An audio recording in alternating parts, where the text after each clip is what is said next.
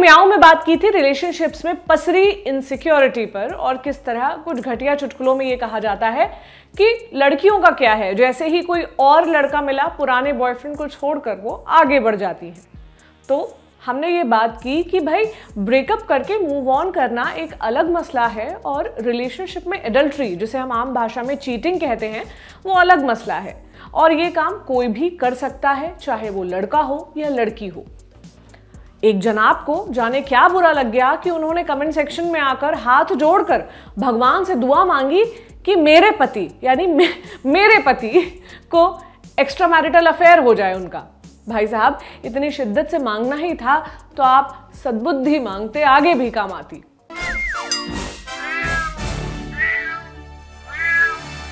हाय, मेरा नाम प्रतीक्षा है और आप देख रहे हैं म्याऊं। बात हुई एडल्ट्री की, यानी किसी रिश्ते में होते हुए या विवाहित होते हुए किसी और से संबंध रखना। इसी मसले पर एक फिल्म आ रही है दीपिका की, गहराइयां। फिल्म का लगातार प्रमोशन तो चल ही रहा है, साथ ही म्यूजिक भी, उसके गाने भी रिलीज हो रहे हैं। कल ही एक नया गाना रिलीज हुआ, बेकाबू।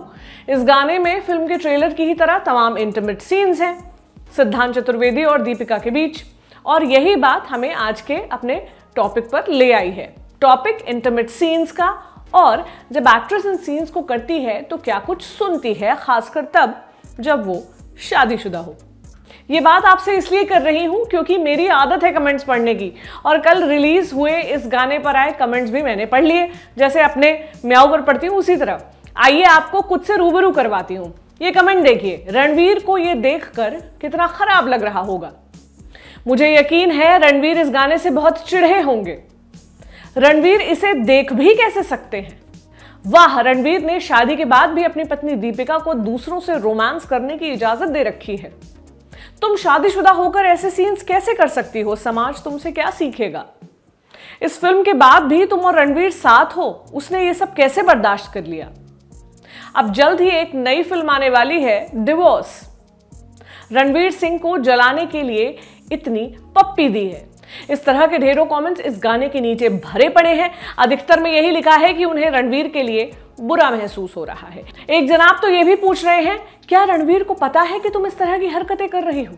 नहीं भाई, रणवीर को तो पता ही नहीं है कि उनकी पत्नी एक्ट्रेस है और किसी फिल्म में काम कर रही है। हो सकता है इनमें से कई कमेंट्स मजाक में लिखे गए हों, लेकिन इस तरह का मजाक भी यही बताता है कि हमारी सामाजिक समझ जितनी छोटी है उतनी ही छोटी हमारी सिनेमाई समझ भी है, यानी फिल्मों की समझ भी है।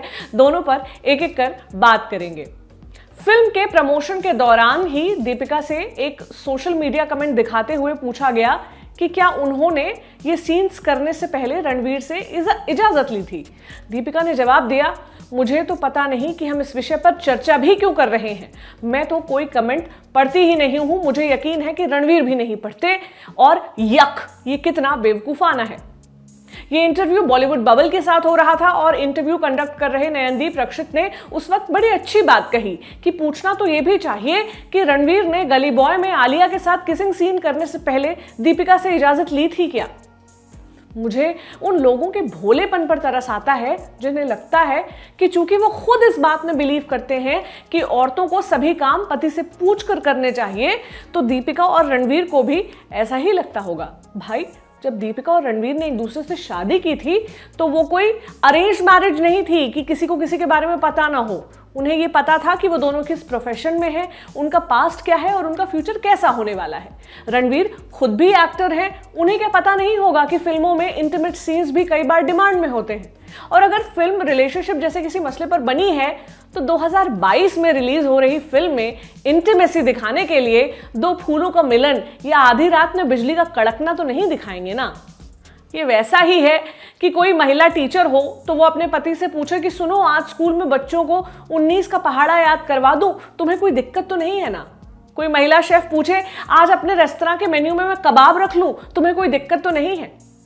मैं ये कहने की कोशिश कर रही हूं कि वो इंटीमेट होने की एक्टिंग है जो अच्छे तरीके से की गई है, ना कि असल अफेयर है। वो दीपिका का एज अ प्रोफेशनल उनका काम है और अपना काम करने के लिए जो उनके करियर में, उनकी लाइफ में आवश्यक है, उसके लिए किसी को भी, चाहे लड़की हो या लड़का, अपने पार्टनर से कोई अतिरिक्त परमिशन लेने की जरूरत नहीं है, जब तक वो उसके पार्टनर की लाइफ को भी बहुत बड़े तरीके से अफेक्ट ना कर रहा हो।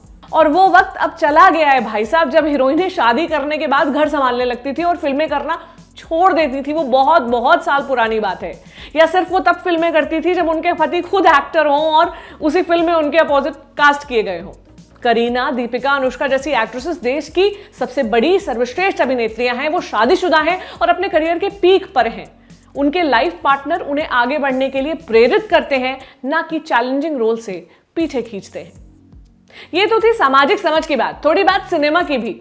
जैसा कि मैंने पहले ही कहा कि इंटीमेट सीन्स की एक्टिंग करना और इंटीमेट होना दो अलग अलग बातें हैं। ये सीन मुश्किल होते हैं। गहराइयां फिल्म में अलग से इंटीमेसी डायरेक्टर को हायर किया गया ताकि ये सीन्स अच्छे से शूट हो सके।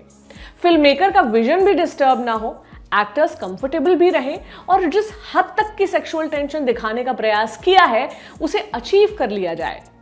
मैं और आप सोच भी नहीं सकते कि कितनी मेहनत लगती होगी ये तीनों ही चीज अचीव करने में।